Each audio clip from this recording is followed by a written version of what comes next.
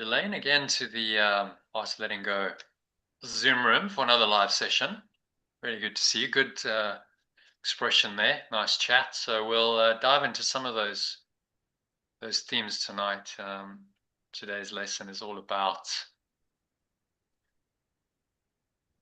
changing your perception, seeing only the purity and the innocence in the world.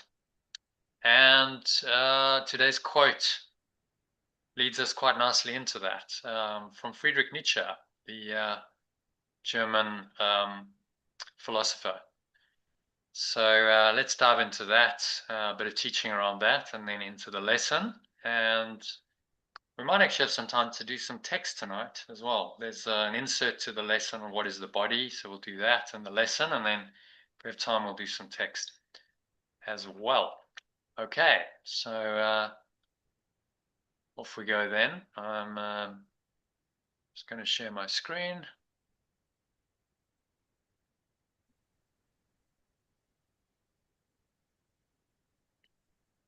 Okay, so Kim, if you can kick that off kindly with just reading the quote by Friedrich Nietzsche to start us off.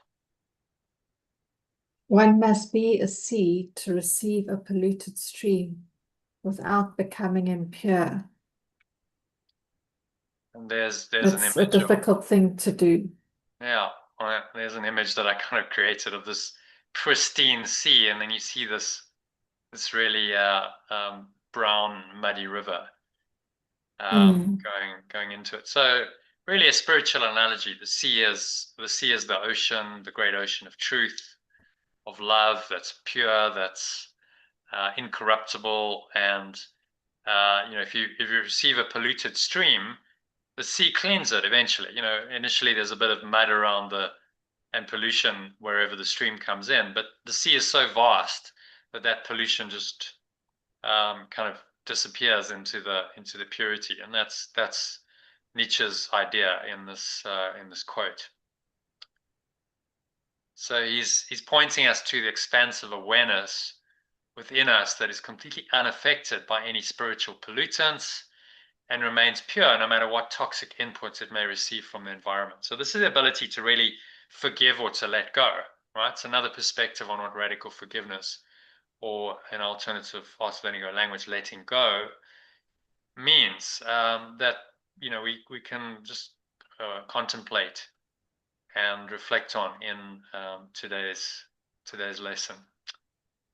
So it leads us quite nicely and quickly into today's lesson. Not a lot of warm up today, but let's just dive into the lesson. And there's also an insert which is related. So the insert is discussing the question of what is the body. And generally, the body is where the impurities exist. At the body level of form, we get a lot of body thoughts. Jesus at one point says, your problem is that you raise body thoughts to the level of mind. So the mind is now thinking about the body. It's thinking unclean, impure, spiritually impure thoughts related to bodies, body identification, what you do with your body, what you don't do with your body, believing really that the body is true and real, and the body is your identity, and this is the impurity. So if you look at all thoughts that we call impure, they all relate to the body, and they all have a body identification behind them, if you are willing to look at them honestly. Which is, what we have to do. Okay, so let's just dive into what is the body then. A new insert. I'm just going to anyway, audio setup is what I want. USB camera. Okay, that should do. All right, so this is insert 5, I believe we're on to, of the second part of the workbook, which discusses the question, what is the body? All right, so Kim, if you want to read the original sentence by sentence, and then Elaine, you come in with the alternative after Lane's read each original sentence. And let's do it that way, shall we? What is the body? The body is a fence the Son of God imagines he has built to separate parts of his self from other parts. Okay, Lane, if you can come in with the alternative, kindly. Yeah, yes.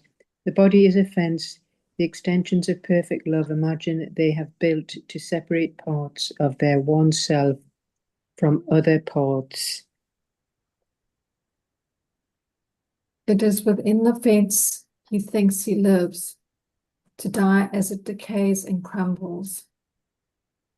It is within this fence these extensions think they live to die as the body decays and crumbles.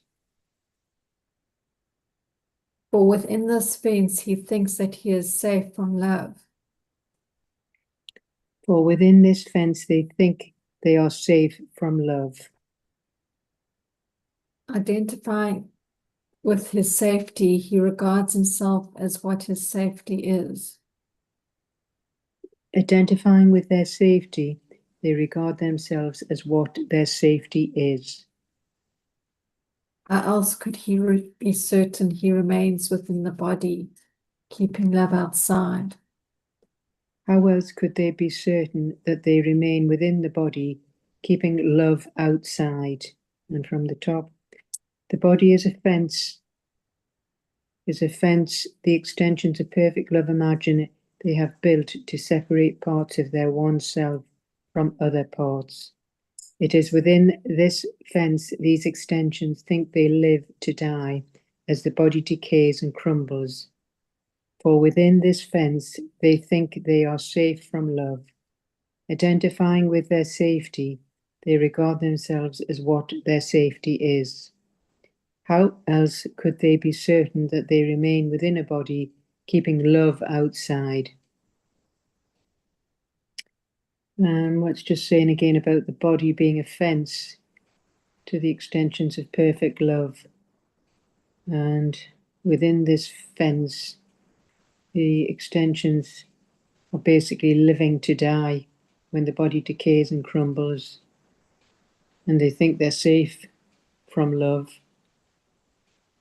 And identifying with their safety, they regard themselves of what their safety is.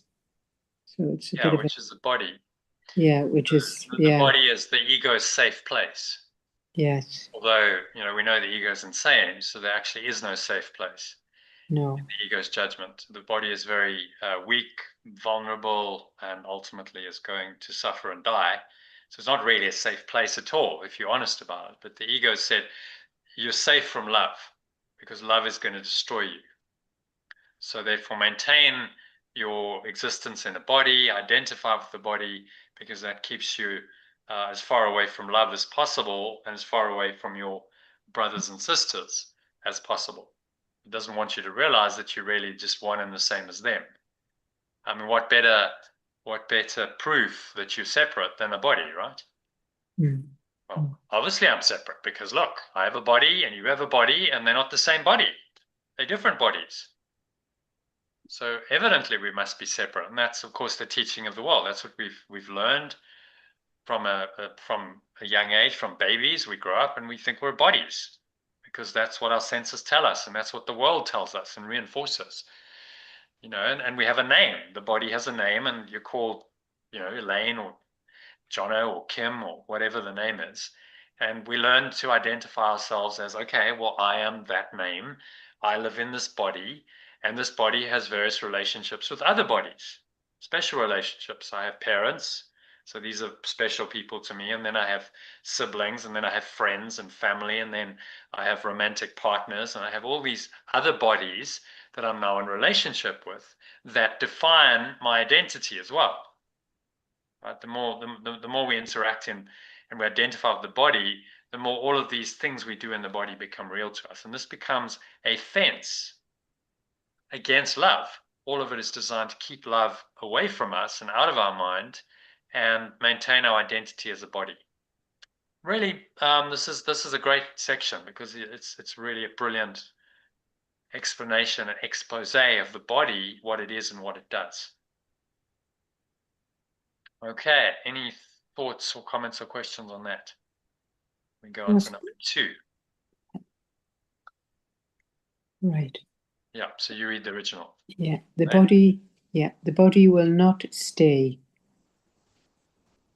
Their bodies will not remain. Yet this he sees as double safety. Yet this they perceive as double safety. For the Son of God, God's impermanence is proof his fences work and do the task his mind assigns to them. For the extensions of perfect love's apparent impermanence is proof their fences work and do the task their mind assigns to them. Note that's proof in inverted commas. Proof, seeming proof. And for if his oneness still remained untouched, who could attack and who could be attacked? For if their oneness still remains untouched, who could attack and who could be attacked? Who could be his prey? Who could be victor? In a way. That is, it could be victim. Who could be victim? Be their prey, who could be a victim.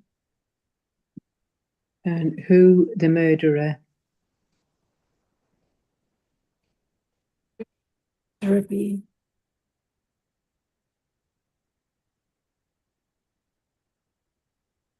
And if he did not die, what proof is there that God's eternal Son can be destroyed? If they did not die, what proof would there be that perfect love's external extension can be destroyed? And then from the top, Kim. Their bodies will not remain, yet they perceive this as double safety. For the extensions of perfect love's apparent impermanence is proof their fences work and do the task their mind assigns to them. For if their oneness still remains untouched, who could attack and who could be attacked? Who could be victor? Who could be the prey? Who could be the victim? Who could the murderer be? And if they do not die, what proof would there be that perfect love's external extension can be destroyed? Okay, so what's saying there in summary? Well, it talks about the impermanence of these separate bodies and the different identifications and roles they have. And ultimately, according to inverted commas, what proof is that they exist and then they actually die.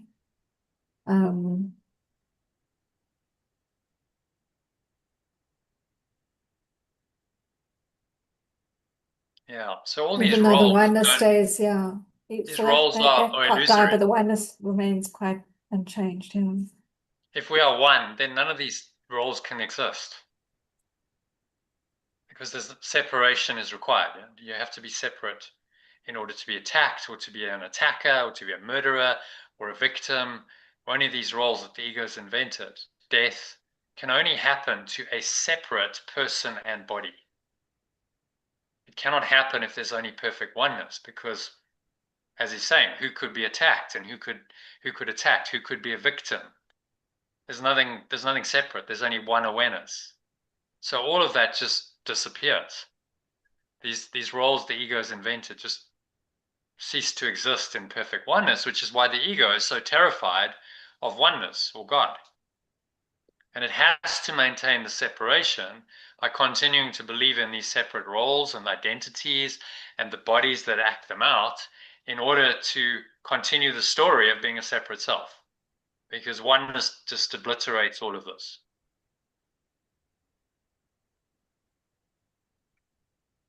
So what you're starting to see is, I mean, what a cleverly orchestrated plot. If you were going to believe that you are separate from your source and that you then have a separate identity, and you wanted so much to believe that, what would you do? You would create a world like this, wouldn't you? A world of bodies where apparently individual people and other forms seem to live in these bodies as individual identities, and these identities clash. They have different roles. There's always this conflict going on. You get death, attack, murder, suffering, pain, all the things that are commonplace in this world that we know all too well. Come because we believe in separation and in the separate identities that are a consequence of the belief in separation. Let's go. Let's just zoom to descent into hell diagram again. We look at this a lot, I know, but it explains it from this high-level metaphysical point of view.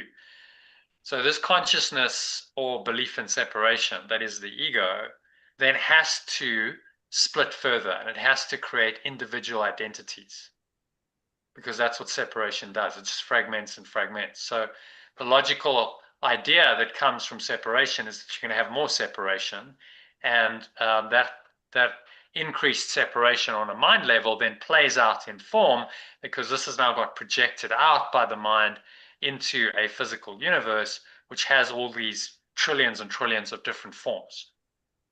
And each one apparently has its own separate identity. And now you are born into a body, and the ego tells you, there you are, that's your identity. You are that body. Identify with that, believe in that story, and forget that you're actually this pure formless awareness of perfect love, that there's something else. And so this whole thing is amnesia. We've forgotten the truth that only oneness is real, and we believe in separation. We come down the ladder of separation from oneness all the way down through individuality and guilt and sin. And then fear must result from guilt and sin. We project that out. So now we have accusation, blame, and attack. All these roles come in that he mentioned, the victim, the murderer.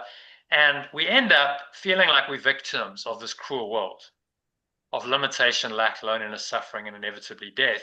And we look out on the world, and it's a very scary, cruel place in which our bodies are guaranteed to die. And we seem to be at the mercy of forces outside of ourselves that are beyond our control. But actually, we've invented the entire system, and we've just forgotten that we've done that. So it's like we've locked the door on ourselves into this prison, and we've thrown away the keys. And we've gone, I've forgotten where the keys are, I can't get out, and I now play the game that I'm a separate body, that I'm a victim, or I'm a persecutor, whatever role I take, and those roles constantly shift and change. But that is just a false identity. Actually, the truth is, I'm still God, pure formless awareness of perfect love. This is still my true awareness, but this awareness is now buried underneath this false identification with form, with the body, and the idea that I'm a separate self.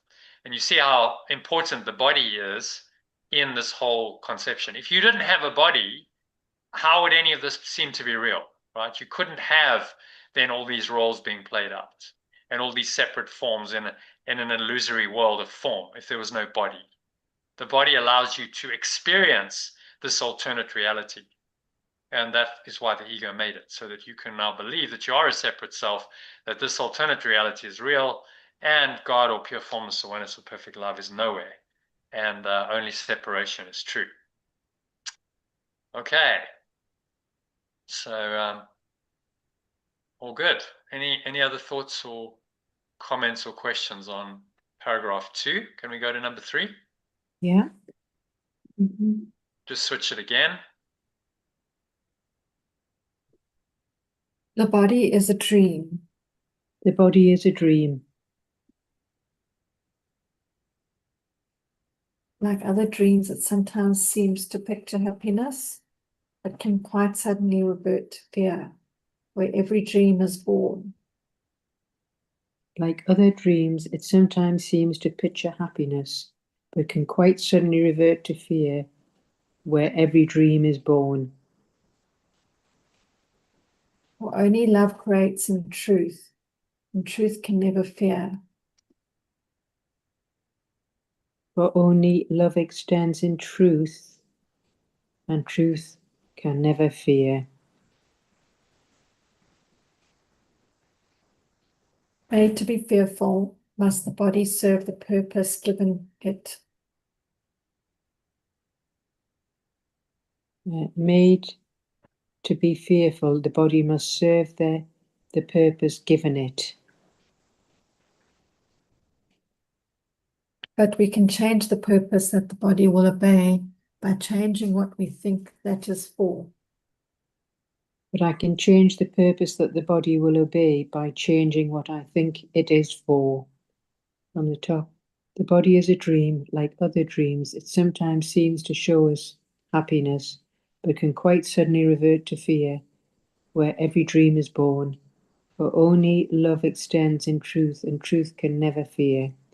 Made to be fearful, the body must serve the purpose given it, but I can change the purpose that the body will obey by changing what I think it is for.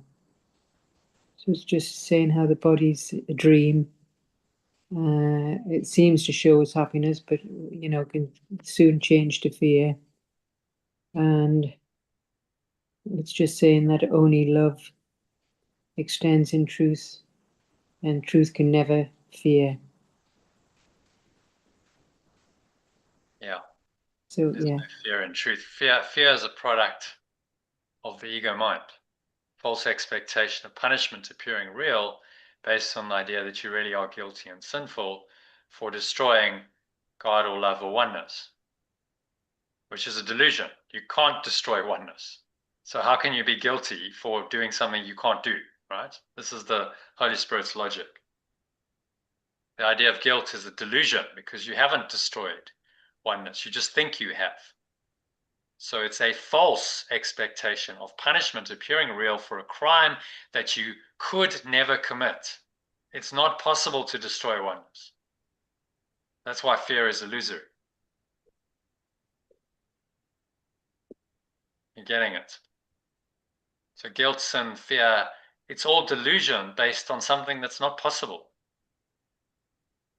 When you actually look at it and you start understanding it, you go, how ridiculous is that? The entire thought system of the ego on which the entire world is based is totally mad. It doesn't make any sense whatsoever. Because you can't be guilty for doing something that is impossible. You just think you can. That's the problem. We think we can. We believe we can. And so, because of the power of our minds, we make that reality real. And so we've invented this entire false alternate reality and an identity to go with it, based on this false belief that's just simply not true, that never was true, that never can be true, but our minds believe it true as a fundamental premise. And so what Yeshua is asking us to do is to question the premise and say, really, are you really sure that you're a separate person? Are you really sure you're a body? Think again, think really carefully about this, because this determines whether you live in a world of fear and sin and guilt and attack and hatred and sickness and limitation and lack and loneliness and suffering and inevitable death, or you live in eternal peace, love, and joy. That decision is critical. That's what it comes down to. What do you choose? If you choose insanity and you choose to believe in what's false, then you are going to suffer and you are going to die. It's inevitable. But if you correct your mind, you say, no, I don't buy into any of this. Therefore, the body cannot be real. The world of form cannot be real. It's all a false projection of an insane mind. Then you start to undo all of this. Your belief in this starts to waver and be undone. And eventually this entire thought of separation, which caused the whole mad idea, the whole mad dream of separation, just disappears. It gets reinterpreted by the Holy Spirit. until it disappears, and what's left is just what was originally there, which is your true awareness, pure formless awareness of perfect love or God or oneness, whatever you want to call it, as that foundational original awareness which cannot be changed, which cannot be corrupted. Let's come back to the theme of today. This cannot ever be corrupted.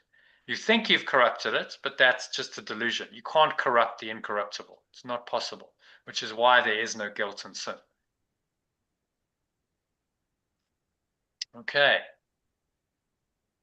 So really hope this is getting you to see that, how the body comes into this metaphysical story, into the descent into hell. It's all woven in to a story that the ego has very convincingly tried to tell us about who we are, to convince us that we are really a separate self and we are going to suffer and die. But we must question that at its fundamental premise of I'm a separate self who has actually sinned by destroying God or love. Of course, it's saying if you haven't, there's no sin because you can't destroy God or love. It's not possible to destroy fundamental awareness.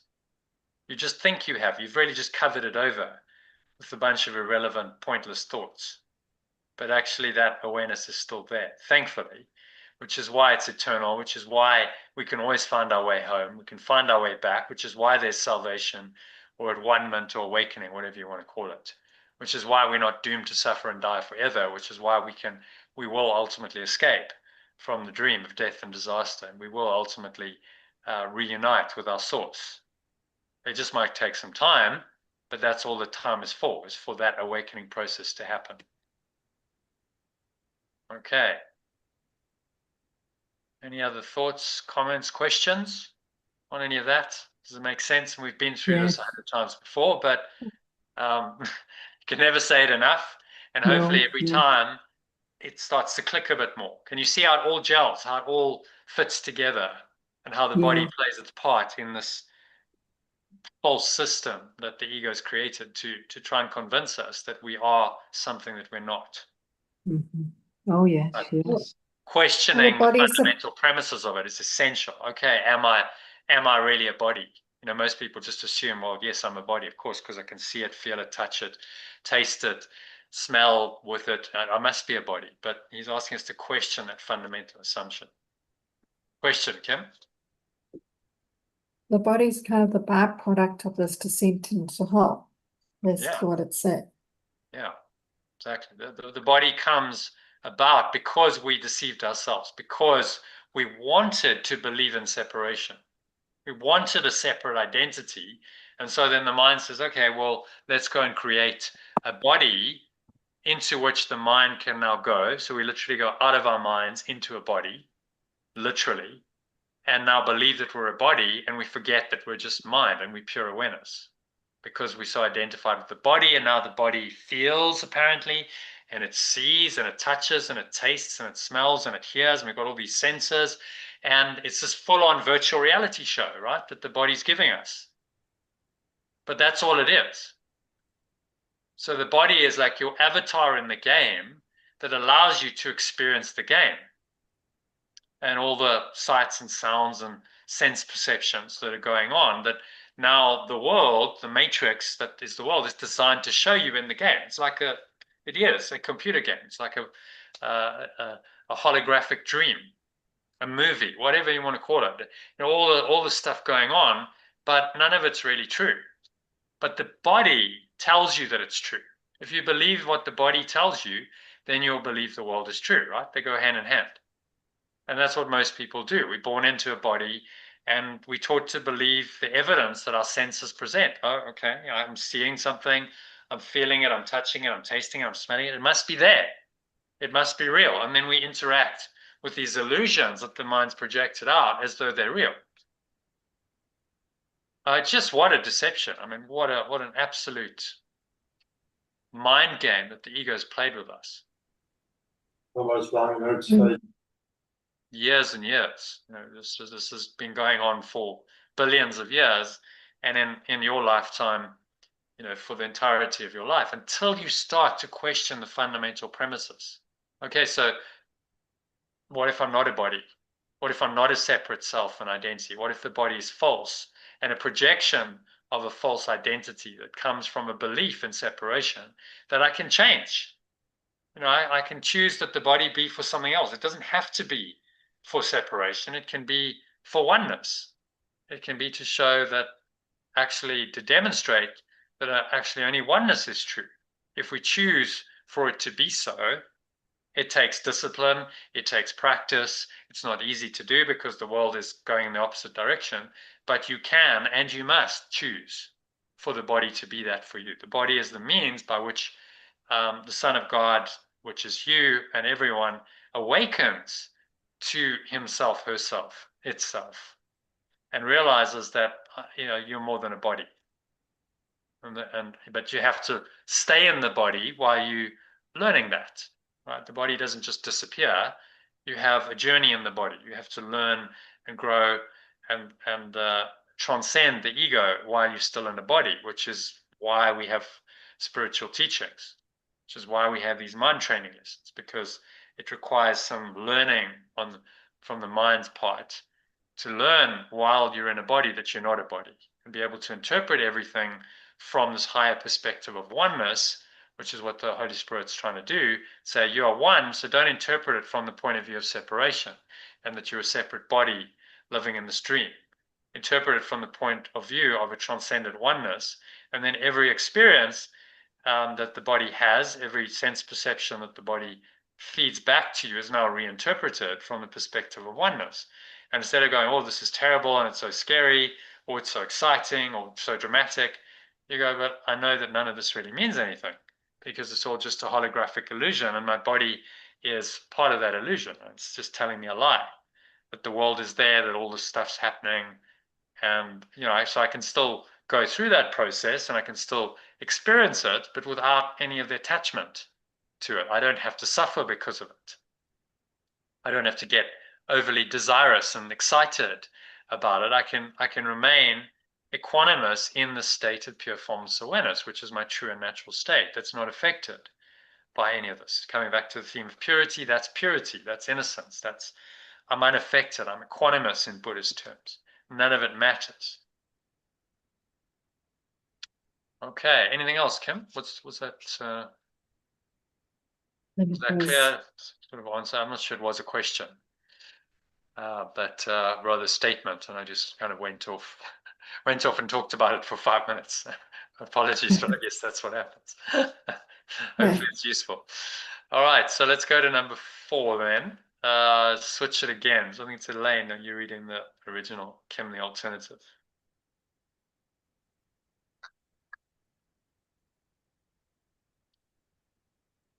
Okay, Elaine, are you there?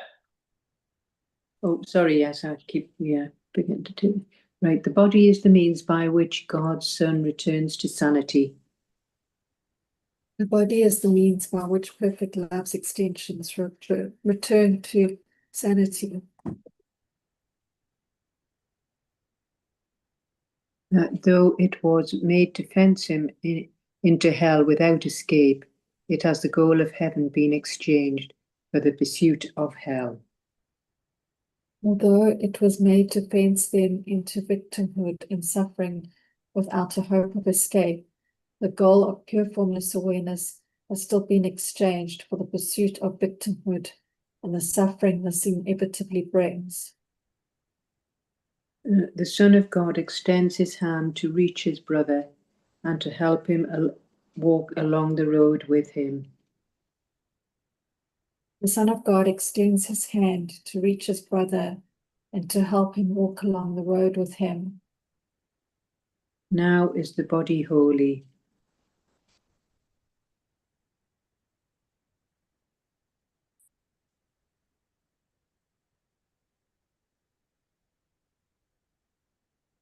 Now is the body innocent. Sorry, I lost my place.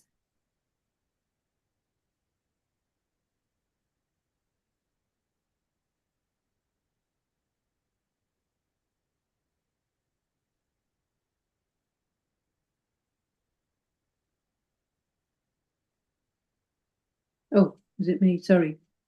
Yeah, now it serves to heal the mind that was made to kill. Now it serves to heal the mind that it was made to kill. Top. The body is the means by which perfect love's extensions return to sanity, although it was made to fence them in a helpless, innovative little life without a hope of escape. The goal of pure formless awareness has been exchanged for the pursuit of victimhood and the suffering this inevitably brings. Extension of perfect love extends the awareness to reach and help each other follow the journey of awakening. Now the body is innocent. Now it serves to heal the mind that it was made to kill.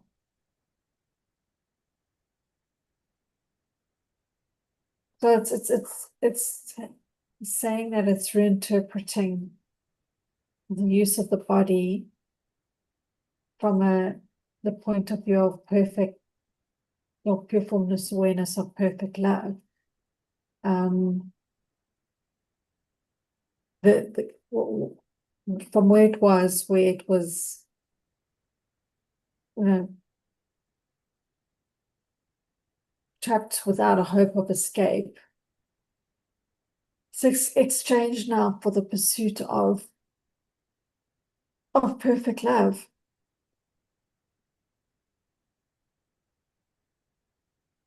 Instead of the pursuit of hell.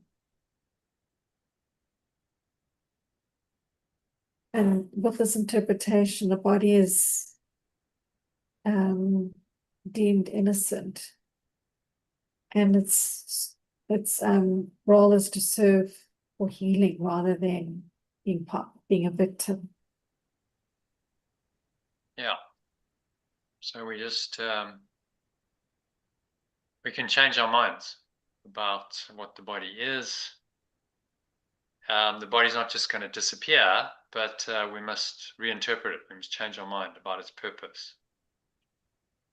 And that's a key part of the awakening journey.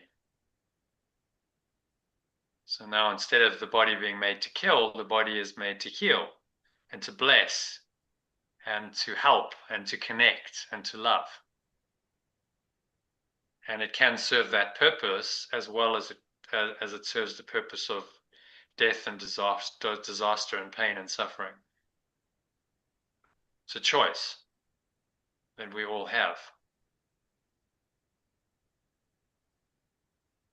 Probably the most important choice we can make. You know, what is it for? And that comes down to your whole thought system. You know, you can't believe in a bit of separation and say I want to be a separate identity and then not believe in the body. You know, it comes as a package deal. You want to believe you're a separate identity, you must believe in the body, then you must believe that the body is for other things. The body is for pleasure, the body is about avoiding pain, the body is for pleasure, the body is for procreation, the body is to look good, you know, various other purposes. You have to believe that if you believe you're a body. It's only if you're willing to let go of the misperception that you're a body that you can awaken to the truth of something beyond the body, that actually you're not a body at all. The body is just a false identity that the ego mind that believes in separation has given you to convince you that its identity, its reality, its whole thought system is real. I mean, it's a deception on a grand scale, isn't it? Massive deception. It's the ultimate con job of the universe, really, that this mind, this ego mind, has convinced us all that we really are separate, because it puts us in a body and it shows us a world that's apparently outside of this body that the body can now perceive with its physical senses. It says, there you go.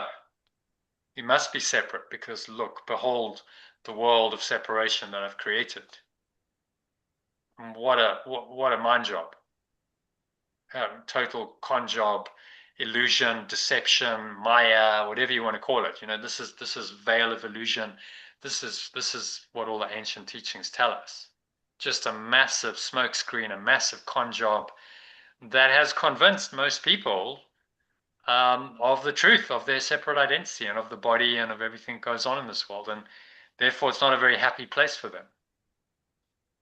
because it's guaranteed, no matter what you do, no matter what you try, guaranteed eventually that you are going to suffer, you are going to die. And so what's the point then? Whether you live for 20 years, 10 years, 10, 20 years, 50 years, 100 years, does it really matter? It's just a matter of time before you're going to die. Your body is born to die.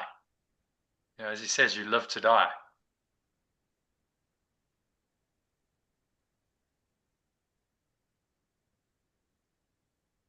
And in that very limited construct, there's no hope. It's a pretty desperate situation. As you know, we've all experienced that. But the journey of awakening is saying, but you don't have to believe that story. It's just made up. It's a false story. It's part of a false thought system. You can actually see that the body is temporary. It's obviously it's not going to last, but it's there as a learning device for your mind. The body is there and the world is there to help your mind to learn who it really is. And that learning journey is the purpose of your life. That is awakening, that's healing, that's enlightenment, whatever you want to call it. And that is the only point of the journey in the body. If you're doing other things, then you're missing the point completely.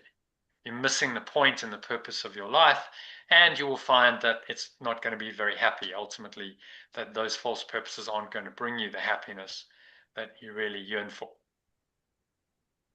Only a true purpose is going to do that. Okay, so he always gives us hope. He says, okay, so this is the ego's perception of the body. It's pretty disastrous, but there's a way out, because you can change your mind, and the body can be used for healing and awakening instead of for suffering and death. And that is your choice. And no one can take that choice away from you. No one can make that choice for you. You can make that choice for yourself. In fact, you must make that choice, even in the most dire circumstances. You can be in a concentration camp or being crucified on a cross, as Yeshua was. You can still make that choice. That's what the really great people of this world have shown us, that you always have the power to choose, and you can choose correctly, even in the face of the ego's fairly horrific, awful thought system that's trying to show you the opposite. You can still make the right choice. That choice is forgiveness or letting go. That choice is what's going to awaken you. Okay. Shall we go on to number 5 then? Yeah. Yeah.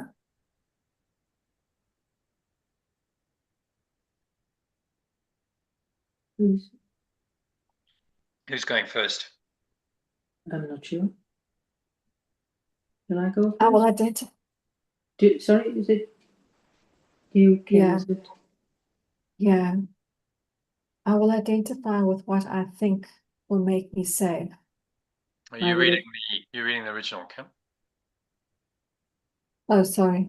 Okay, there we go. Top. You will identify with what you think will make you safe. I will identify with what I think will make me safe. Whatever it may be, you will believe that it is one with you. Whatever it may be, I will believe that it is one with me.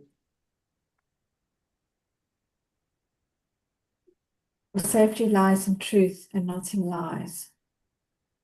My safety lies in truth and not in lies.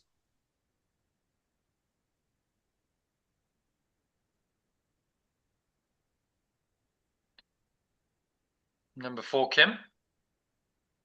Oh, sorry. Love is your safety. Love is my safety. Fear does not exist. Fear does not exist. Identify with love and you are safe. When I identify with love, I am safe. Identify with love and you are home. When I identify with love, I am home.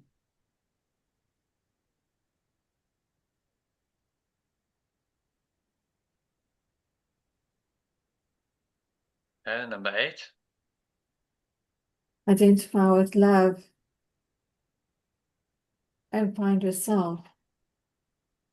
And when I identify with love, I find myself. And from the top, I will identify with what I think will make me safe.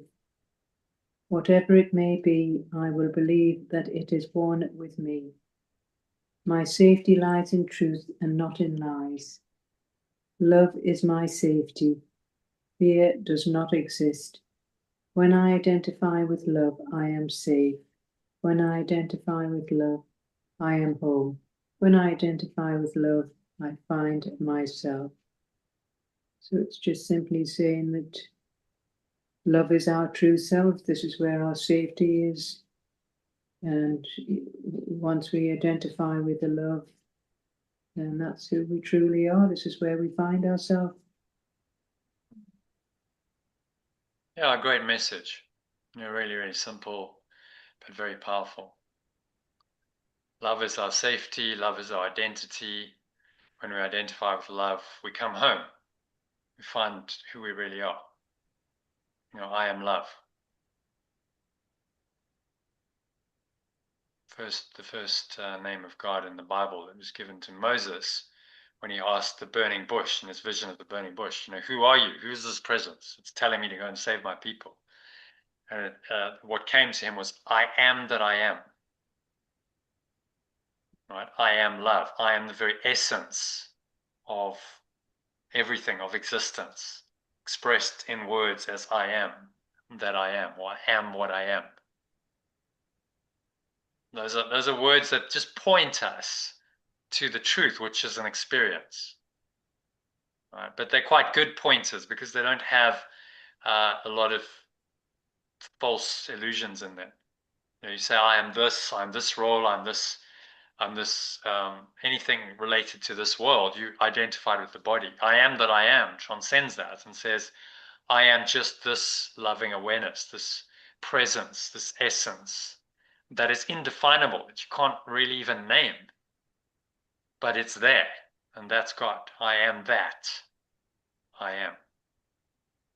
And when I identify with that, I find my true self, my true essence, what I really am beyond my identity of being a separate self and of the body. And that's really all the spiritual journey is about, is just identifying with that presence, that essence, that self, and coming to know it as yourself. It's really so simple, isn't it? This isn't rocket science. It's such a simple idea. It's not actually that difficult to do, in theory anyway, because it's the essence of who you are. It's your true awareness, without which you would have no awareness whatsoever. You wouldn't exist. So why is it so difficult to find that? Only because the mind has convinced itself so thoroughly of something else, that it is a false self, that it is a separate self with a body, and that all its concerns as the body in this world are real. So it becomes difficult because you've got to let go of all that that obscures the true essence of who you are. You have to let go literally of an entire world and a thought system, even more difficult, the thought system on which the world is based, right? If you think of an idea can be very persistent, right? Once the idea of separation comes into our mind, it's not true, but because we've believed it over and over and we've acted on it, we've created a whole world based on it, that idea is very deep-seated in our minds. Now we've got to undo that entire idea from its root and the entire thought system built upon it. That is quite an undertaking. And that's why awakening is difficult, seemingly difficult, because it's just so much undoing, so much reformatting. It's like reformatting your entire hard drive. If you think of your mind as the hard drive, you could just sort of reformat it all and say, everything you thought you knew is blanked and erased. And in that clean, open, reformatted drive, which is now your open mind, you come to an experience of who you are that is beyond all of the programming that previously existed. Okay, so that leads us quite nicely into our lesson for today. Any comments or thoughts or questions on this one? This insert. It's clear to me. Can you just go back to that last paragraph? Yeah, can do. There we go.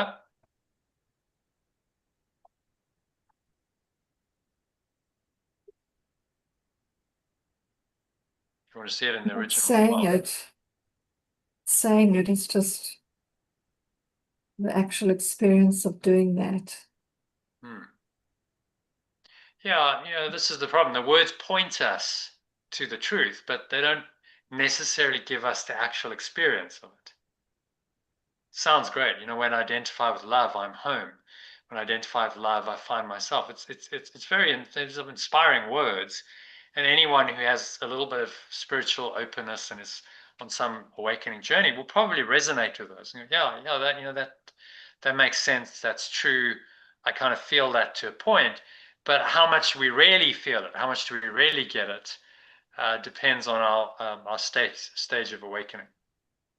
When we start and we read these words for the first time, yeah, they're nice sounding, but how much do they really mean? How much do you really feel that presence? It typically takes a lot of reading and practicing, and the meditations, the mind training is asking us to do, to start to undo all of the blockages to this identity of love. Because you don't believe you're love, you believe you're something else.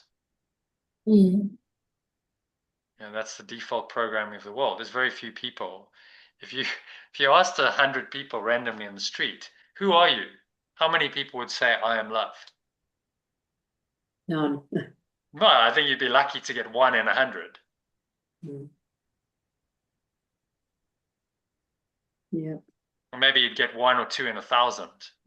But in general, no one knows that. And most people go, that's weird. Like, you're a bit kind of spiritual woo-woo. I am love. No, I'm just a person trying to deal with what I've got to deal with. I'm a mum, I'm a father, I'm a son, I'm a brother, I'm an employee, we define ourselves by all these things. But none of them are true. Who you really are is beyond all those. And that's shown by the fact that these things change. They don't last forever, do they? You're not going to be a son or a brother or a mother or a father forever, because that identity is going to change in time.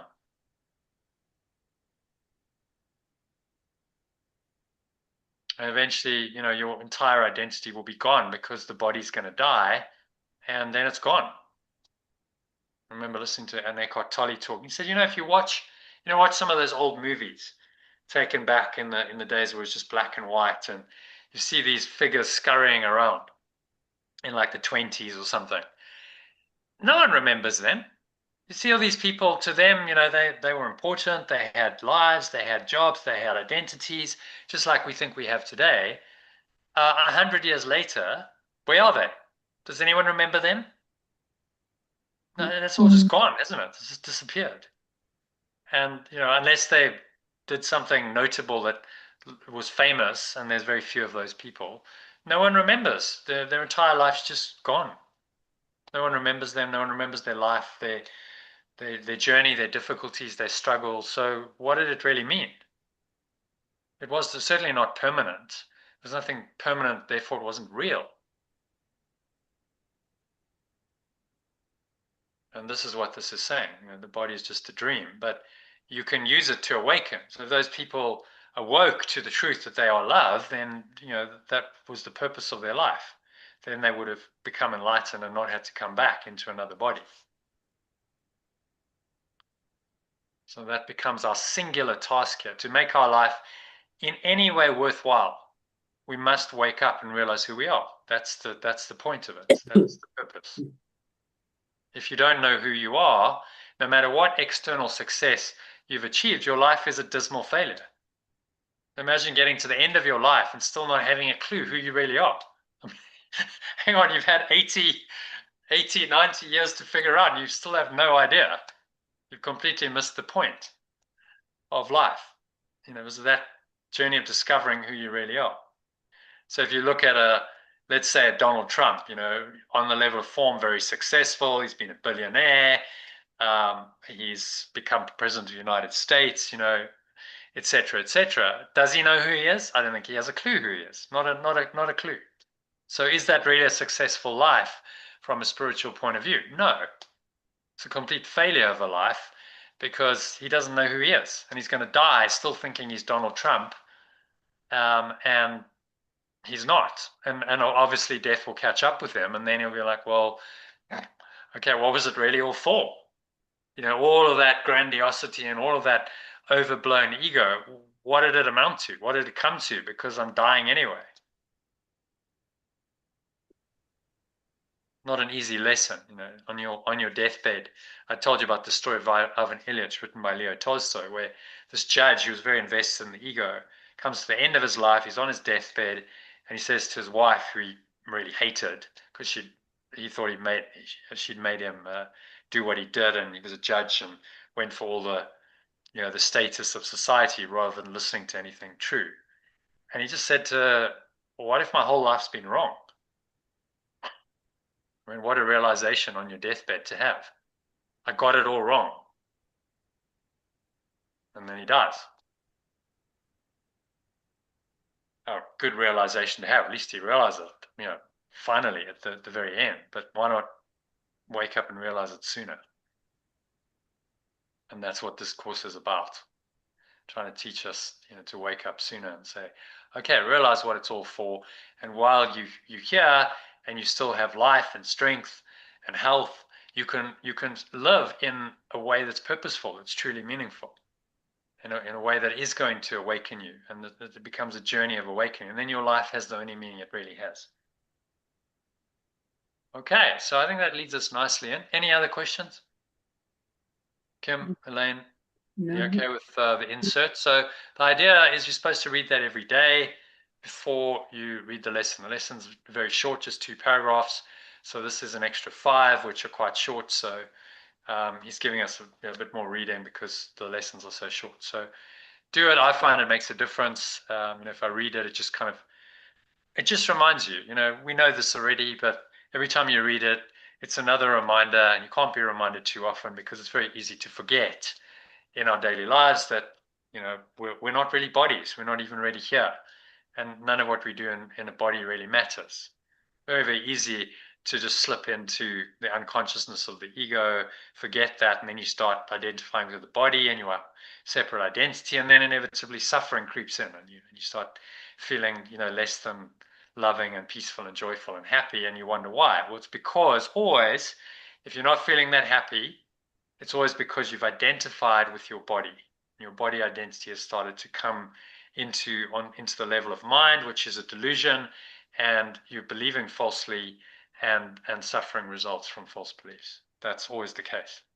So it's never what's happening to you, it's how you're interpreting it. Your mind is now interpreting it through the lens of the body as a separate self, rather than through the lens of being one self and the Holy Spirit.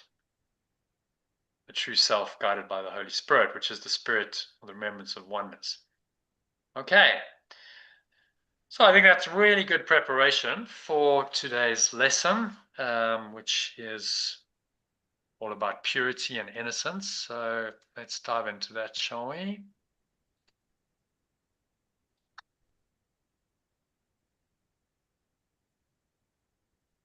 Okay, so off we go then. My holy vision sees all things as pure. Again, just read the original and the alternative, how in whatever order you want to do, and then we'll go into doing that with paragraph 1. My holy vision sees all things as pure. My innocent vision perceives everyone and everything as pure. Okay, so nice idea. Really just saying that, yeah, I need to see whatever it is. And this is quite a challenging thing to do, where you look on the world and you go, but I mean, there's seemingly so much dysfunction, corruption, suffering, pain, limitation, etc., etc. And my innocent vision must perceive everyone and everything as pure, no matter what they say or do. Wow, okay, that's a bit of a challenge. But that's what we've got to do, because that's the only way of remembering the truth of who we are, which is innocent, which doesn't know about duality and doesn't know about sin and pain and guilt and fear and suffering and death. So we must start by the innocent vision or perception. My innocent perception perceives everyone and everything as true. Vision is perception.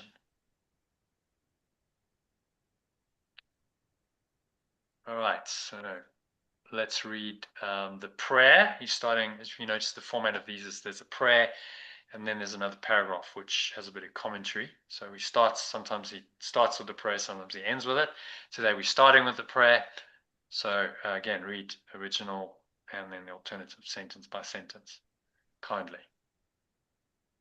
Shall I start? Yeah.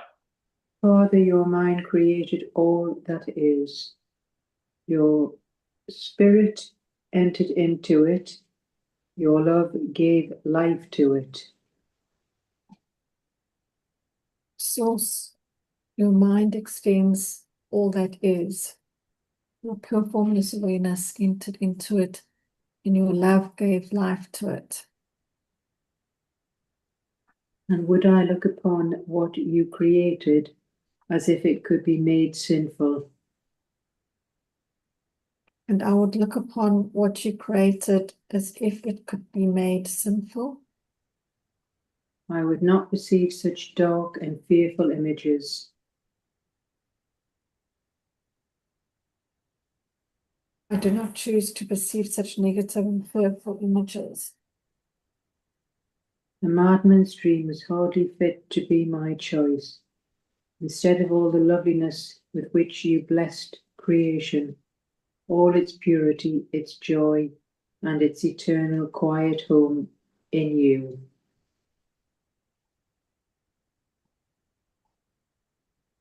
And in its extreme is hardly fit to be my choice, instead of all the loveliness, purity, joy, and the external quiet home in you, which you bless your extension.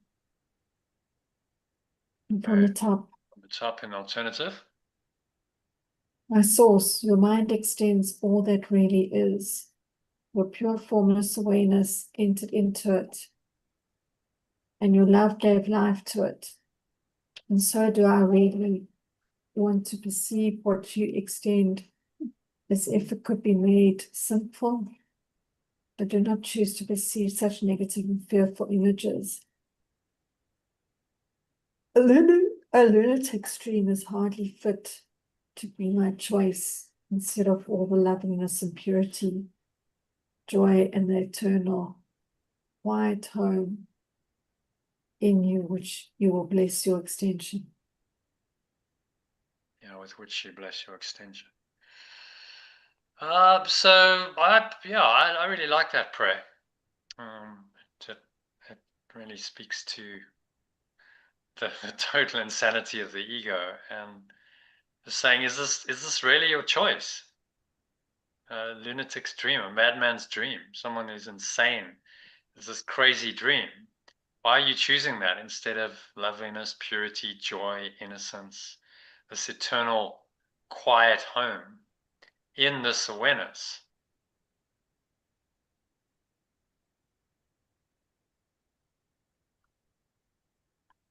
Let's change that to in your awareness, with which you bless your extension. Right? So when we say we go home, we rest in God, we just rest in this quiet awareness that's within us, which is deeply peaceful and restful. We've all experienced it at times, which is unaffected by anything in the world. We can just go home and we can find this great sense of peace and contentment. Everything we truly want there, love, peace, and joy, is in that awareness, and that awareness is within us. It's our true nature. It's our true awareness. It can't disappear. It can only be covered over bunch of thoughts and emotions, which the ego tells us are true, but He's saying this is just a madman's dream. None of that is true. The only thing that's true is that quiet, peaceful state in the very depths, the very heart of your mind, in your most innermost awareness. That's God. That's where your true awareness resides. That's who you really are. I mean, it's so simple, isn't it? We think, well, why do we struggle with this? Should be so obvious. It's so simple. This is the perennial philosophy. This is what all the great masters and mystics throughout the millennia have taught. But we just don't get it because our minds are too engaged with the body and all the illusions that they've spun. And so we forget this quiet home and we go into the illusions. And the ego is very good at creating those illusions and tempting us to follow them. But we can change our mind. We don't have to follow it. We have a choice, which is what he's saying here. Choose again. Don't perceive the madness. Just go within and find this quiet home in this deepest awareness, and there you'll find happiness and peace and love and joy and everything you really want. So why would you want to leave that place? Ever. Yes, you're still going to have to interact in the world. There's still going to be perception, but the perception can come from this quiet home in the state of pure formless awareness. And that awareness can then inform all of your sense perceptions, and you start to change your mind then about the world. That process is awakening. That process is what this course is training your mind to do. Okay? Any other thoughts or comments, questions on that prayer? No? No, good prayer. Yeah, there's one of Kat's images. So my holy vision sees all things as pure. So we see this light, which is absolutely pure and pristine. But this light is embedded in everyone. Think of everyone, even if they don't know it and they might be behaving unconsciously, negatively. This light is still there. It's just covered over by the body and the behavior and whatever their thoughts and emotions are. This light is always there, shining through them. And if we are in the light, we can see that same light in them. That's how it works. The light perceives the light. And as does the ego, negative awareness that denies the light, perceive itself as well. If you deny the light, then you can only see the denial of light. It's kind of obvious. So this course is really, really straightforward. It's the practice. It's the practice of, exactly. You have to practice changing your mind continuously. When you're tempted to see darkness, to see the negative in someone or some people or a situation, then the practice is to remind yourself, but actually that's just an illusion. That's just a covering, a veil that covers over this underlying light or awareness that's still there. They may not know it. They've lost themselves and they've identified with their dream character, but I can know it. I can remind myself on that. I can perceive it. And that in fact is what I must do always. That's my God-given right. That's my choice that I can make. And that in fact is the only way out of the dream. If I keep seeing the negative that denies the light, how am I ever going to get back to the light? It's obvious that you're not, because you keep denying that it's there.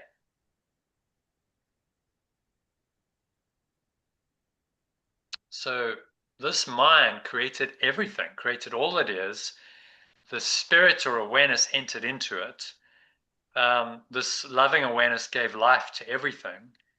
And how can I then look on what is the essence of love and life and light as if it could be made sinful? That must be a delusion.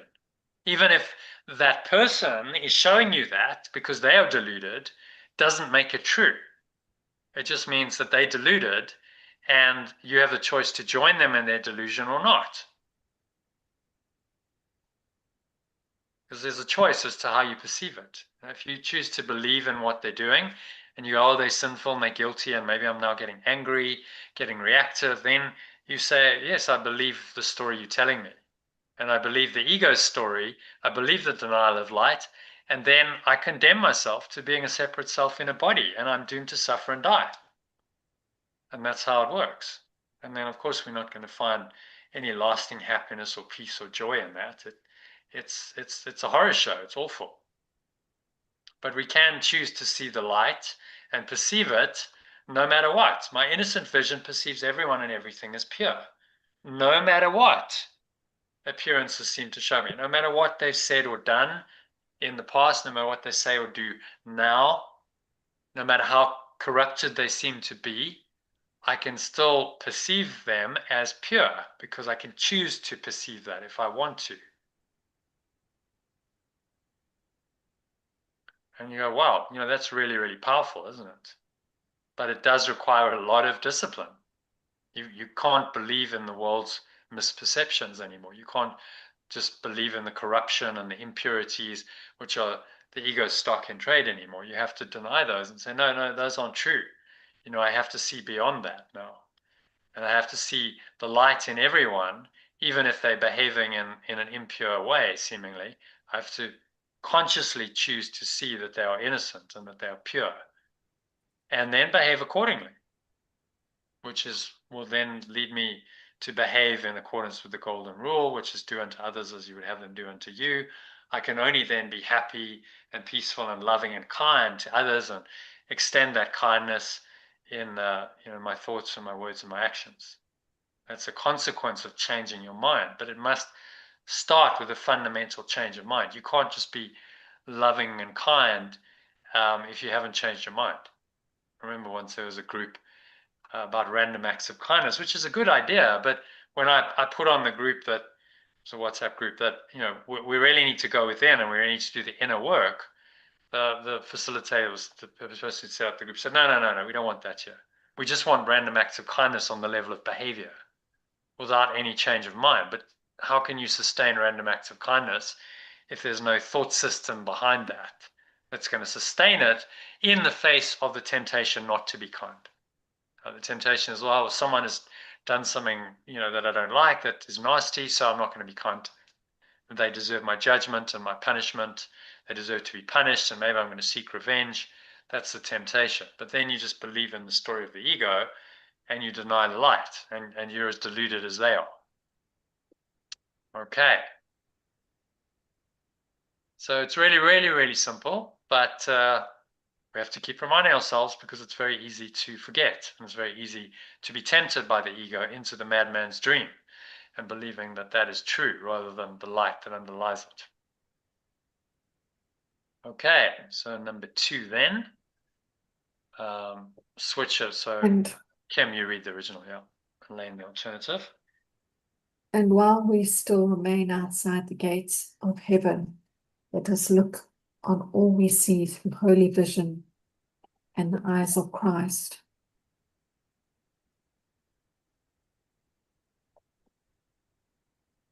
Elaine, first sentence of number 2. Yeah, I'm coming. It's just I'm slow and start. Just a moment. Okay. Sorry, yes, I'm here, but it's just I can't sort of go at any speed. Just I had to open the door there. Sorry, I do apologise. Right, Okay. and while I still remain, am I onto the alternative? Yeah. And while I still remain outside the state of pure formless awareness, I will perceive everyone and everything with innocent perception and the eyes of my true self. Let all appearances seem pure to us, that we may pass them by in innocence and walk together to our Father's house as brothers and the holy sons of God.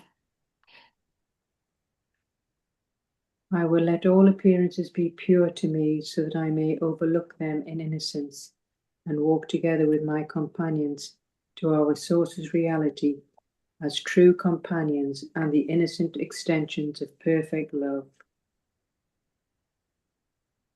From the top. And while I still remain outside the state of pure formless awareness, I will perceive everyone and everything with innocent perception and the eyes of my true self. I will let all appearances be pure to me, so that I may overlook them in innocence and walk together with my companions to our source's reality as true companions and the innocent extensions of perfect love.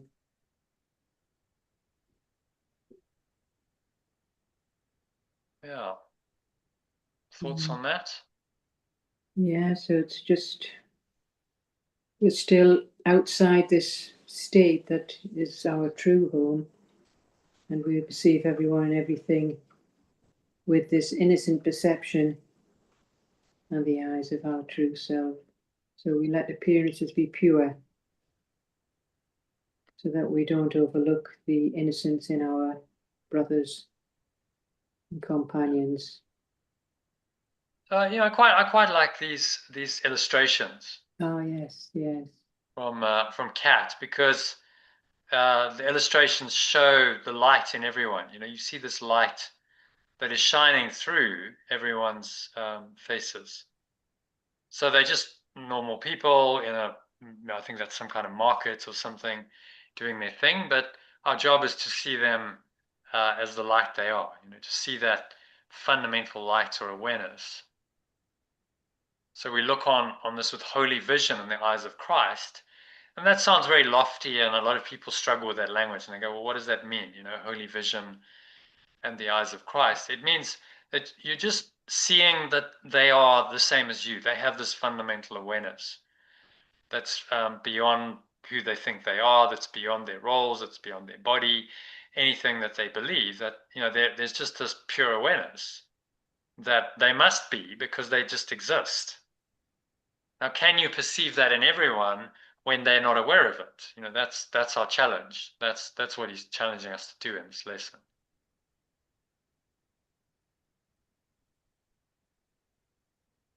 And so, yeah, Kim Moyle, maybe just read these again. This is from the second paragraph, just to go with the images. And while we still remain outside the gate of heaven, let us look on all we see through holy vision and the eyes of Christ.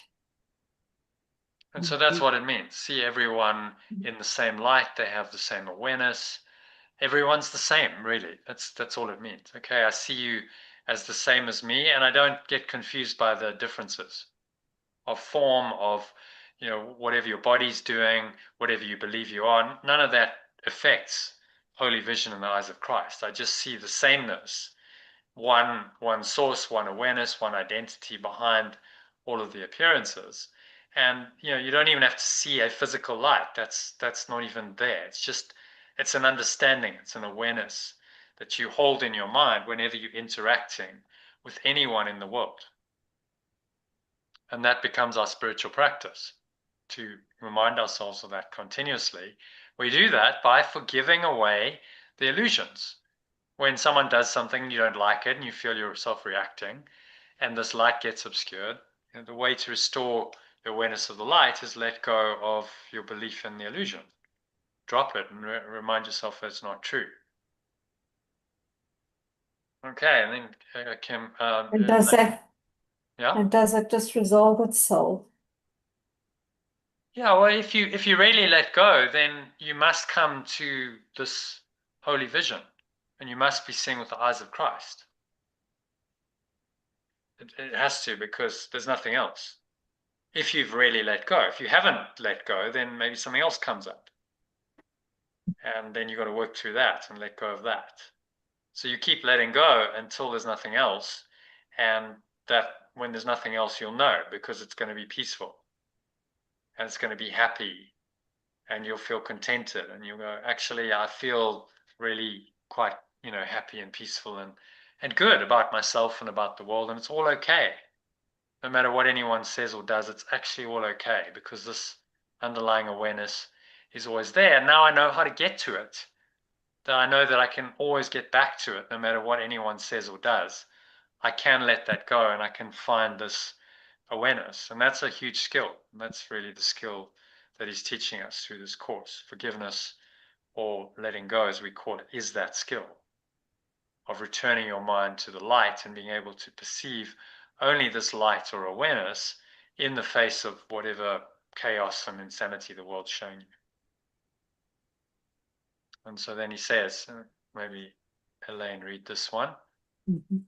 Let all appearances seem pure to us, that we may pass them by in innocence and walk together to our Father's house as brothers and the Holy Son of God. And then it's just got these pictures devoid of sin, and then this mum and child, holy.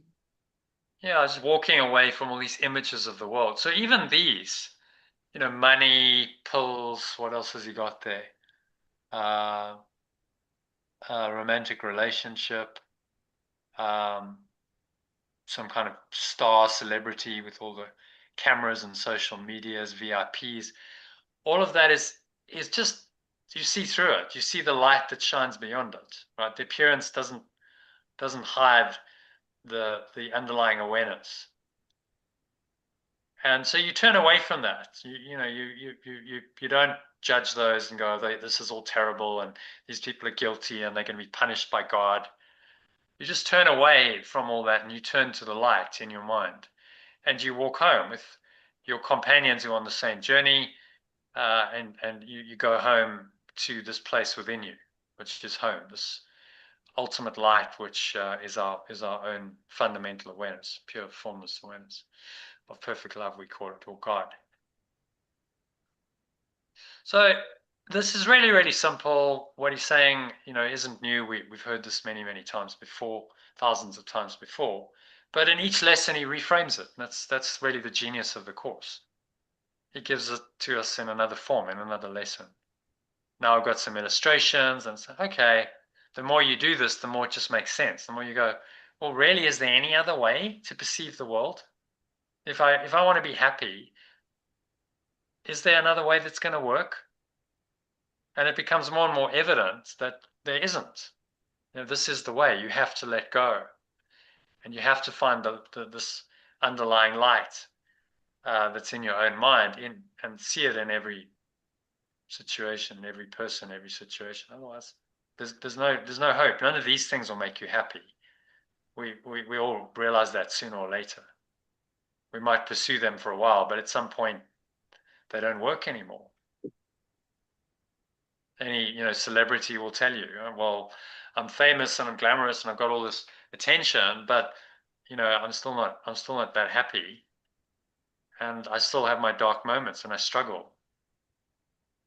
Probably more so because although they got all this attention, there's no one who's necessarily there to talk to them in their darkest hour and help them and advise them. Special relationships, and we know those come and go, very temporary, unless it matures into a deeper, sort of more spiritual, holy relationship, as of course we call it. It's just empty. It doesn't really satisfy us. Pills, the whole medical system we know is delusional. It works on treating symptoms rather than causes. Money is useful in this world, but money certainly isn't going to bring you happiness or any eternal salvation. It's just useful to have it in the world and use it to live, but it's not a source of identity, and it's not ultimately going to save you from sickness and pain and suffering and death. So saying turn away from all these illusions, and when you do, you naturally turn to the light, because that's all that's left, and then you're journeying home, and you're going home. So just by letting go of your misperceptions of these things, you're naturally turning away from them, and you're naturally journeying to the light. And that's really what he's saying. Just start forgiving or letting go, and then you're going in the right direction. You're on your way. And that's why the course is designed primarily around letting go of your illusions, forgiveness or letting go of your illusions, because he knows if you do that, then everything follows. You will be seeing the light in everyone more and more. You will be journeying home. You're turning away from the ego. You're journeying now towards truth. The Holy Spirit's going to be your guide. And the more you do that, the easier it gets. The more you go, yeah, this is the only thing that really makes sense. The other way of living, I mean, if you think about all these illusions now, it's inconceivable that you could ever go back to them and value them, isn't it? You just go, I mean, obviously not. But 5-10 years ago, maybe you did. And that, just shows how far you've come.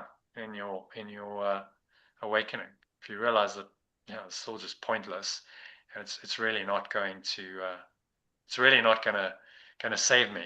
It's not any source of anything real or permanent. Then you turn away from it and you go within. You might still engage in the world and money and relationships, and you might even have a social media presence and be some kind of celebrity or mini celebrity, but it wouldn't matter because it's not your identity. You're not attached to it. You're not identified with it. That's really the key. You turn away and you go to the light within you, which is your true awareness, which naturally takes you away from all this stuff. Okay, so good lesson. Nothing unusual, but just another lesson in letting go, and in changing our perception to awaken to who we really are, which is the only purpose here.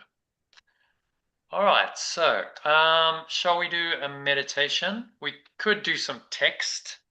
It's now nearly 8:20. So we could do some text, or we can just go into a meditation for, say, 20-25 minutes, which will take us to about 8:45 and wrap it up there. Yeah, if you don't mind, Jono. Yeah, same for me as Do the well. Yeah. meditation, yeah, Okay. because it's 10:20 here as well. Yeah, no, I know that. Yeah, 2 hours later. yeah. Okay. So Okay. let's jump in, shall we? Okay. To the meditation. Just getting yourself ready for that.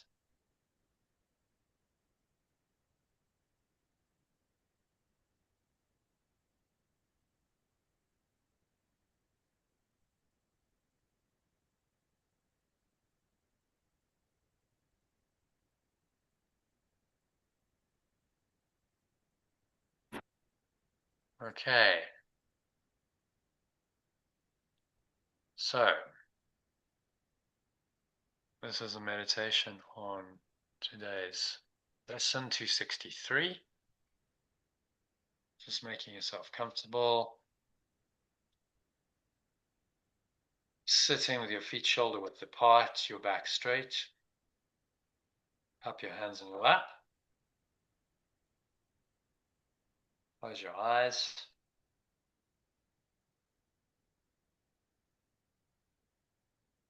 And start off with a nice deep breath in through the nose. Just breathing in. Noticing how the stomach rises, the chest rises. Subtle flow of air in through the nostrils. Just clenching the sphincter muscle, locking the energy in as you do that. Squeezing your sphincter muscle to lock the energy in. Draw the energy up the spine to the crown of your head.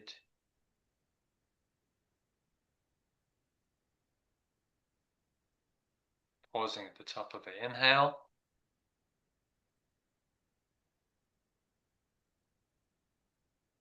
Just be aware of what's going on in your mind. So any thoughts, any emotions, anything that's carried over from the day, just notice that. Breathe into it again. So you just use the breath to create some awareness, some spacious awareness around us. Invite your true perception to come in with these words. So my holy vision, or my innocent vision, my innocent perception if you prefer, sees or perceives all things, everyone and everything as pure. My innocent perception perceives everyone and everything as pure. Say that, mean it, and then just whatever the situation is that is bugging you, it was causing any kind of grief, perceive it again. Just remind yourself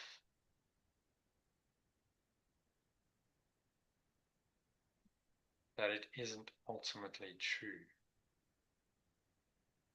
whatever you're perceiving, the misperceptions, the corruptions, dysfunctions, the pain, the suffering, the sickness, the death that seem to be so prevalent in this world are simply not true. So underlying them is a purity and an innocence that you can access if you are simply willing to let go of your misperception.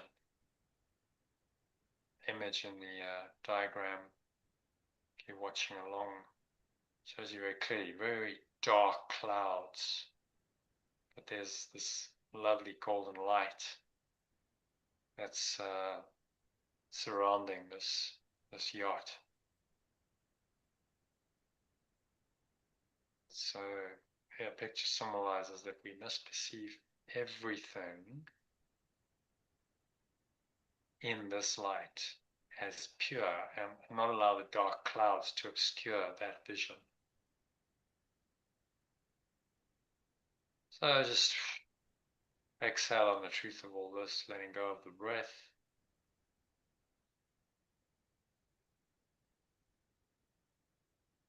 Just blowing it away.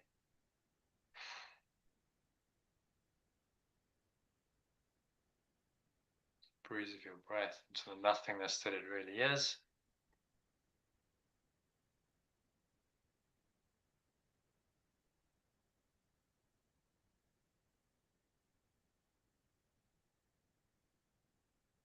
And come to a sense of rest in your mind.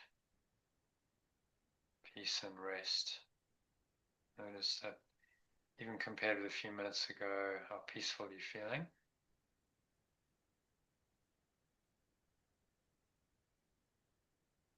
Now breathing in again and breathing out through your nose. Nice, deep, slow, rhythmical breaths as you listen to these words. A short prayer Yeshua gives us to help us learn this profound lesson.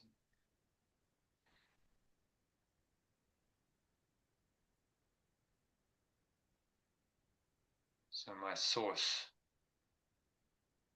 I'm going to read in the alternative and just speak along with me because it's in the first person. So my source, your mind extends all that really is. Breathing in again, nice deep breath in.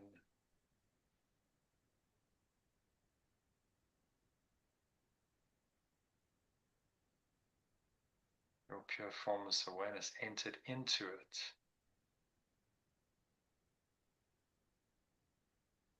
And your love gave life to it.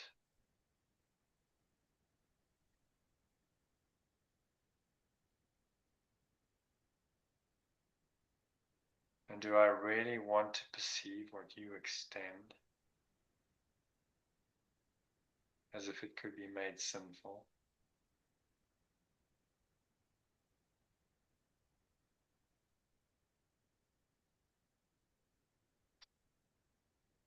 Just let the answer to that naturally arise. Ask a series of questions here, 2 questions.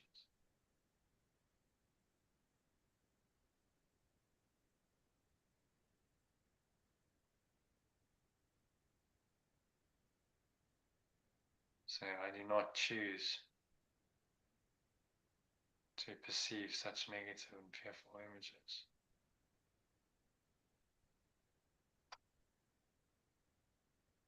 The lunatic's dream is hardly fit to be my choice. Instead of all the loveliness,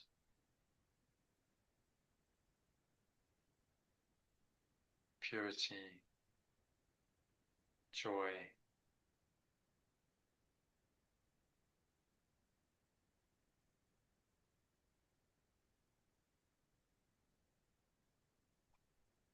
and quiet home in your awareness.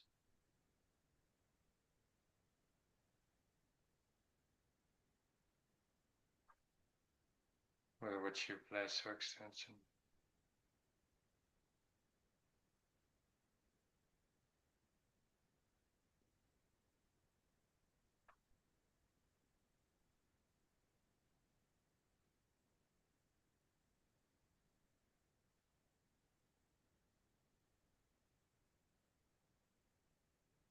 And then just sink inwards, breathing in and out through your nose. Just deep, slow, quiet breaths.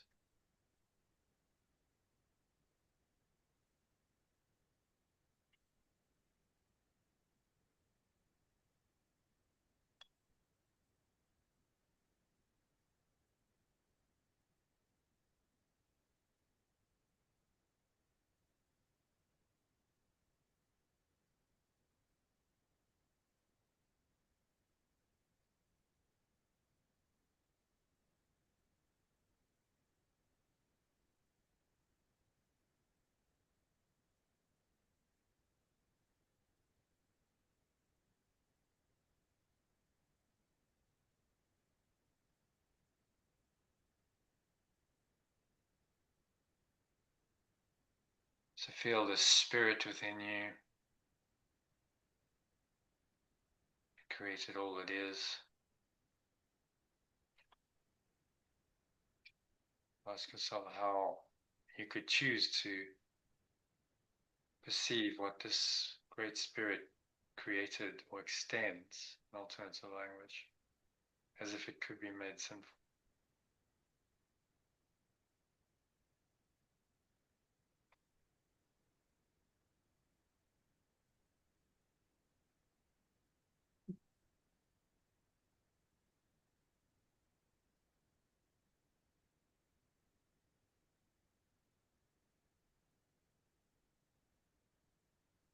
So while we still remain outside the gates of heaven, or in alternative language, outside the state of pure formless awareness. So while I still remain outside this state of pure formless awareness, I will perceive everyone and everything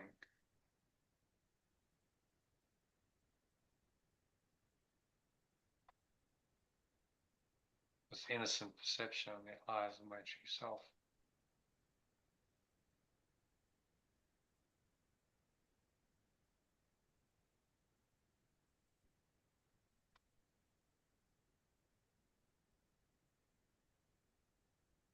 So I'll perceive everyone and everything with innocent perception and the eyes of my true self.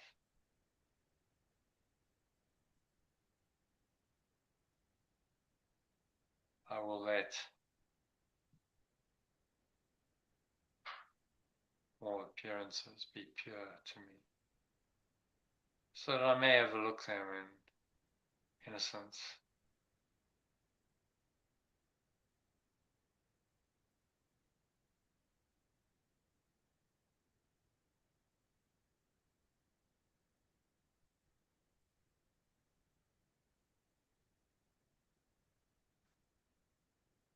I'll let all appearances be pure to me, so that I may overlook them in innocence, and walk together with my companions to our source's reality,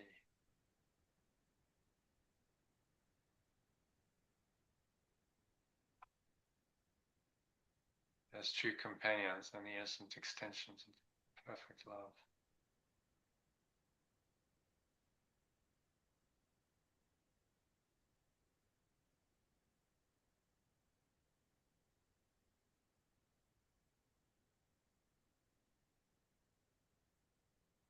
So just sinking inwards, quietly drifting down into this awareness. Here tells you this is a weakness, but in truth it's the only strength you have in this world. It's the source of all strength, all light.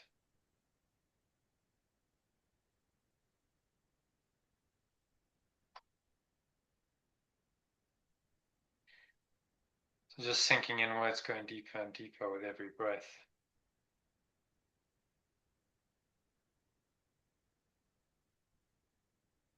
Into this lovely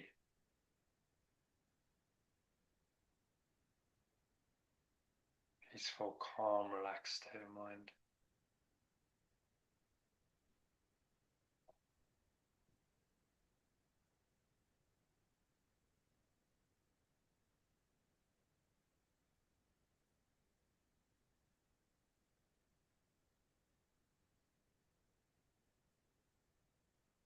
Nowhere else to go, there's nothing else to do. Nothing else to think about. Just breathe, relax, and be still. Surrender into this quiet home that is yours, in which you're completely innocent, pure and holy, in which all your brothers and sisters, the entire world seems innocent in your perception, and just allow yourself to go into that and experience that as a direct experience for the next couple of minutes of deep silence.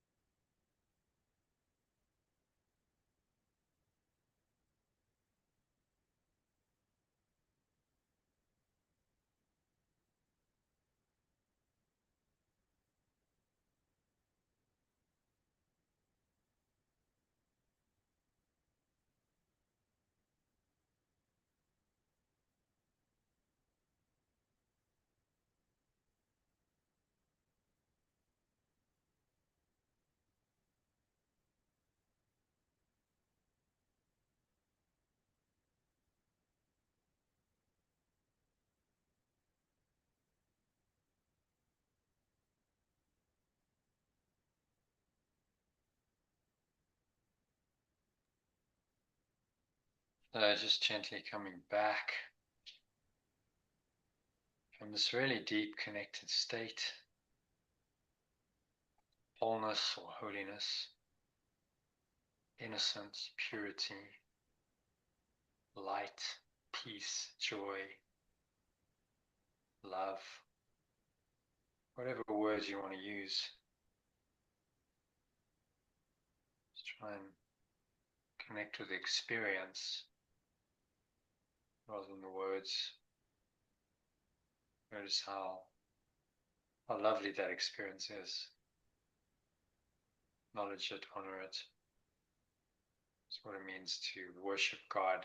You give worship, you value this state, this awareness above all else, ultimately. And you come back into the world of sense perceptions reluctantly. but you carry this awareness or light with you back into your perceptions of the world, so that you indeed see all things as holy, as pure. Your innocent vision just perceives purity in everyone and everything.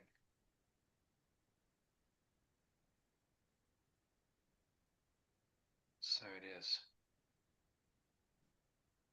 So now on the count of 3, you're going to open your eyes. 1, just breathing in.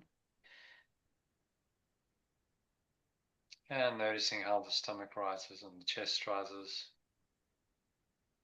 And the subtle flow of air in through the nostrils. And you pause at the top of the inhale. Smile.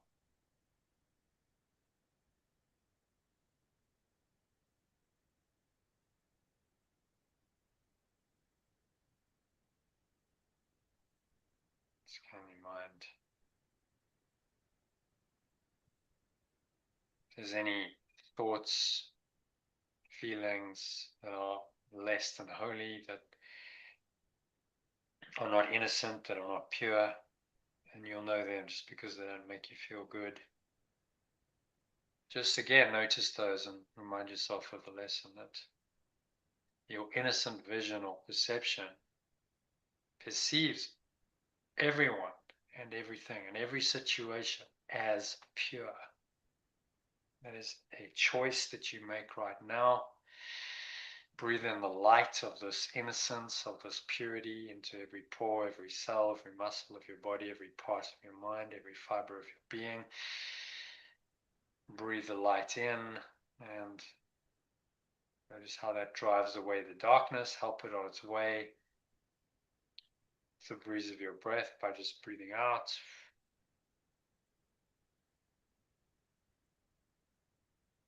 And you exhale, just letting it go.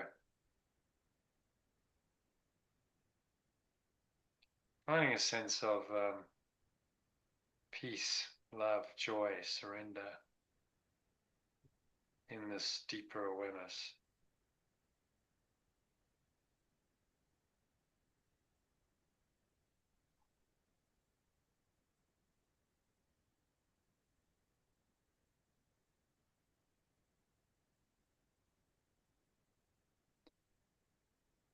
So, on the count of 2, you're just going to exhale. And just exhaling out, releasing any of these impurities, false ideas, thoughts, emotions. Imagine they're like dark clouds, black clouds just leaving you.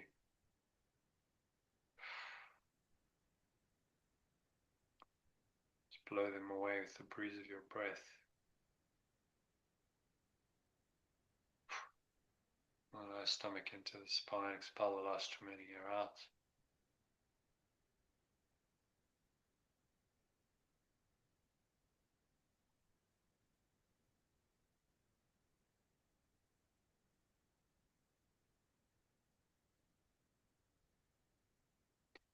Noticing the weight of your body pressing down into the chair, your feet touching the ground. Noticing what you're feeling with your hands touching, perhaps what you're tasting, smelling as you breathe in. Just noticing all these things from this very clear, calm, aware perspective. So you don't get too involved in anything. You just allow it to be. It's just kind of wash over you.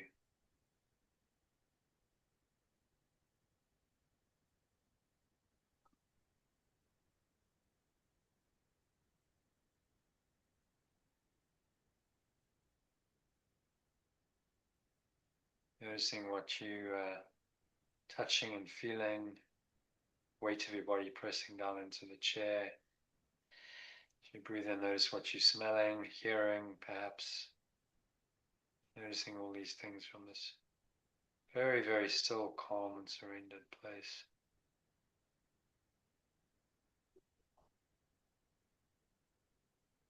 State of mind without any illusions, just clear perception. Notice how that feels. Anchor that state in. Make a conscious choice to stay in this state by reminding yourself of today's lesson that my innocent vision perceives everyone and everything as pure. Say that, mean it, accept it. Choose to live by this lesson, not just for today, but every day. So it is said and so it is done. And now on the count of 3, just open your eyes. Just take a moment to look around the rooms, looking up and down, to your left, to your right, and noticing whatever you can see, whatever you hear, touch, taste, feel, but without reacting to it. There's no judgment of it, there's no resistance to it, there's no desiring it. It's an equanimous perception. It's just there, and these things just seem to exist. They're there in your perception, but you don't have to react to them in any way, shape, or form to make them real. So practice that. It's quite easy when you're not interacting with people and you just sit observing the world, observing what's going on.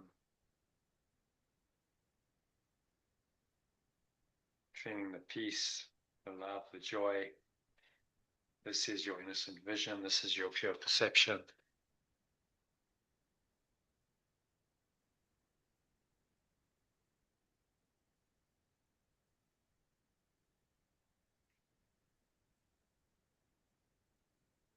So just notice that.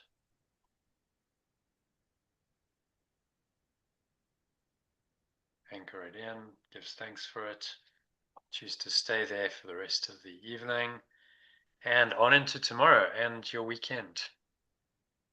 So it is said and so it is done. Amen. Which brings us nicely to the end of the meditation and the lesson and today's session. So thank you. Thank you. Namaste, John. Yeah, thank you. Namaste. Namaste. Have a nice weekend. Good night. Good All right. night. Night, everyone. Good night. Bye. Okay. Speak soon. Bye. Cheers. Okay, you're welcome. Bye. Okay, so that is a wrap for today. If you watch this on the live stream or as a recording, a couple of things you can do. You can always hit the subscribe button if you like the content. At the moment, I am live streaming these sessions once a week. So you'll be notified by YouTube if you subscribe when that happens, and you can always catch it on the recording. You could also take a deeper dive if you want to go to lifepool.com, and you can sign up there to join my Telegram group. I send out a daily inspirational quote, just one example of that. Some comments on that, which leads into the daily lesson from A Course in Miracles, which is illustrated. I also give you a short mini meditation or breath break, as I call it, to practice the lesson, and notifications about these live sessions when they're happening, so you can join them. So yeah, head over to lifepool.com, do that, and I hope to catch you inside the group and maybe in one of these sessions soon. We are starting the Ask Letting Go course and program again in February next year, which is only a couple of months away. So watch this space. Yeah, lots going to be happening in the lead up to that. Do subscribe and you'll be notified about everything that I put on the channel, and join our group by going to lifepool.com. Thanks so much for listening or watching, and namaste, which means the innocence in me acknowledges and honors that same innocent self in you.